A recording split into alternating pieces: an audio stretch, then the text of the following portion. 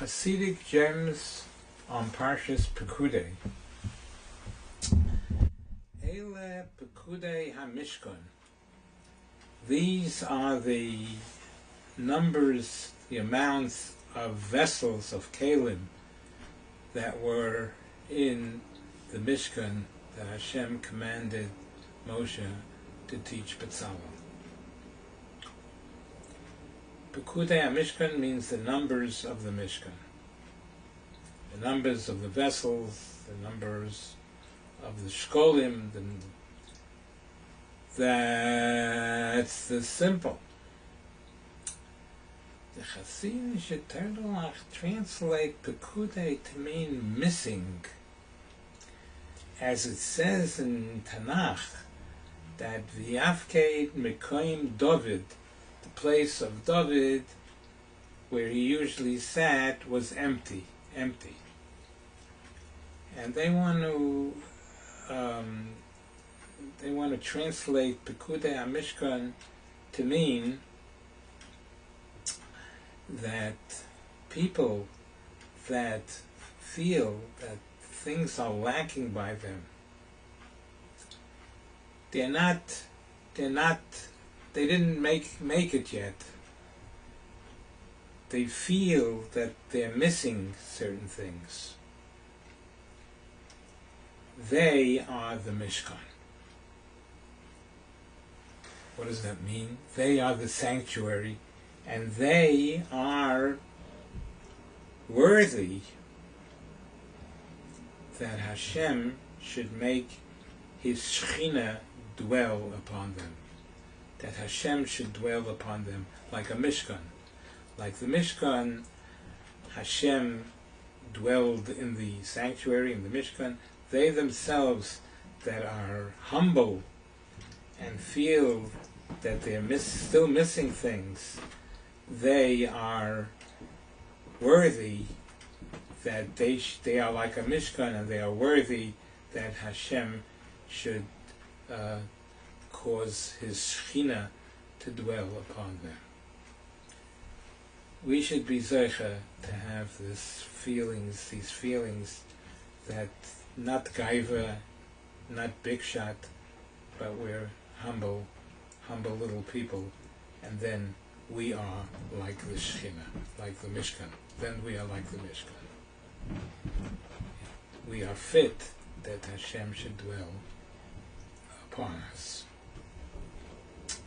Continuing with Chassidic gems on Parshas Pikuday, so it says in the Pasuk, Eile Pikuday HaMishkan, these are the numbers of the vessels in the Mishkan. Mishkan Ha'edus, the sanctuary that had in it the Luchos Ha'edus, the holy tablets that Hashem gave Moshe. Mishkan Ha'edus, the sanctuary that had in it the Luchos, the tablets that Hashem gave Moshe. That's the simple. The Chassidic Terdelach are telling us like this,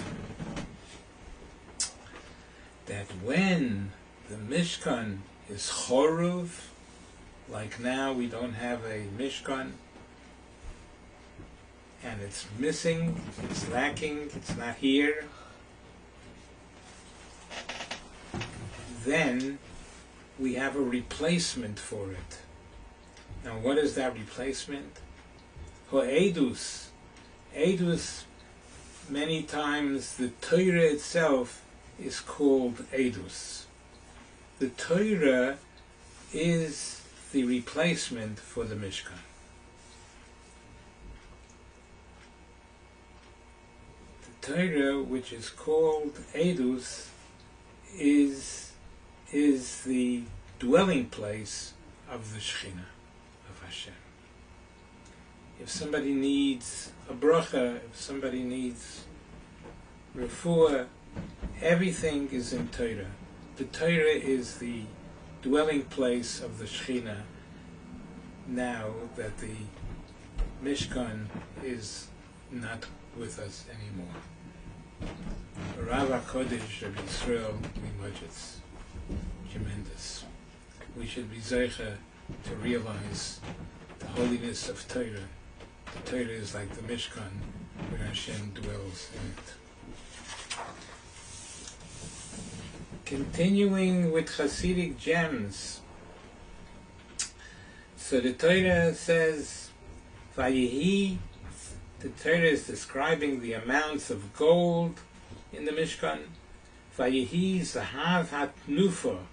The Torah calls the gold Zahav HaTnufa. What does Tenufa mean? Because Tenufa means lifting and waving, lifting and waving.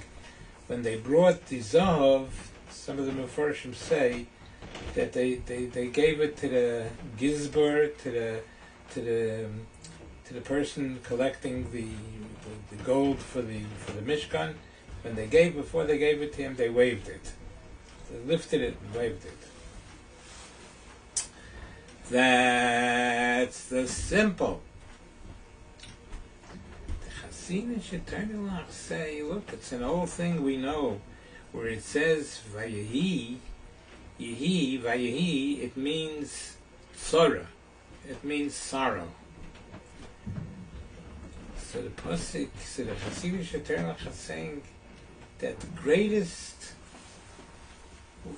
one of the greatest sorrows, one of the greatest sorrows that we have is somebody who is a balgaiva with his wealth, and he's always lifting his wealth around wherever he goes. I am the owner of $10 million or whatever. That's his greatness, and that's a big balgaiva. That doesn't mean too much. Ein loch tzara gedola mizu. There's no greater tzara than the person who's such a balgaiva that he's always lifting the money in front of him and showing off with his money. We should be zeicha not to be part of all of this. Continuing with Chassidic gems, one more. It says by the me'il, the robe that the Kohen Gadol wore, Safa lepiv saviv. There was like a border around the hole that was in the middle. Piv usually means a mouth, but here it means the hole around the top. The top of the me'il had a hole in it, where that's how he put it on. That's how the Kohen Gadol put on the robe. Safa lepiv saviv. It was to have a border around the hole, so lo yikorea, it wouldn't tear. The border around the hole strengthened it, that it shouldn't hold. It shouldn't tear. That's the simple. The Chassidic Torah telling us like this. You think we're talking about the me'il, of which of course we are. We're talking about somebody's mouth.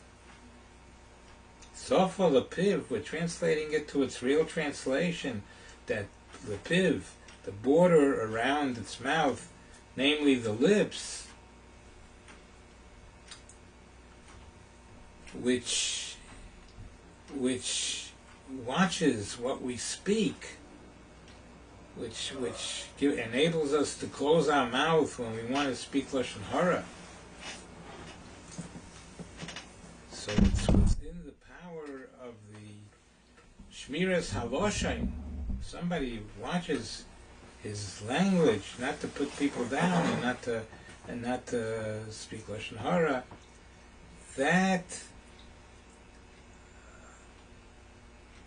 the power of that Shmiras Haloshin enables the person to become a sholem, to become complete in all his deeds. Which means lo yikorea, it shouldn't tear, it shouldn't bring him down to a. It helps him become a sholem, and that he shouldn't be somebody that has pagimus in him, somebody that has deteriorations in him. It could keep him whole, it could keep him holy. The safa lepiv, the border around his mouth, namely his lips, can protect him not to speak, to take that it should be shmiras haloshan, be careful with his tongue, and that will make him a sholem, which lo yikorea means it shouldn't tear him, it shouldn't be a pagam in him, it shouldn't be a breach in him. It can help him be a whole yid, the way a yid should be. We should be zecher to this. Amen v'amen.